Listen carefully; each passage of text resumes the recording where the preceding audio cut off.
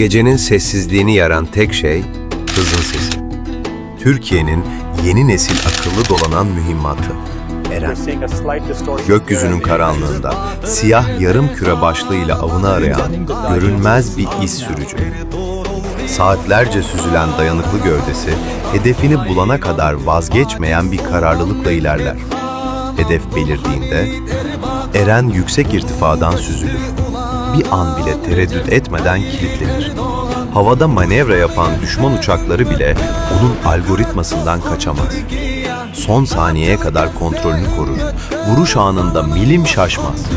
Denizde, karada, havada, hangi cephede olursa olsun Eren Türk Silahlı Kuvvetlerine yeni bir nefes, yeni bir güç katıyor.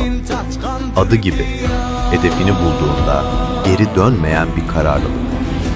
Bu Türkiye'nin Ereni.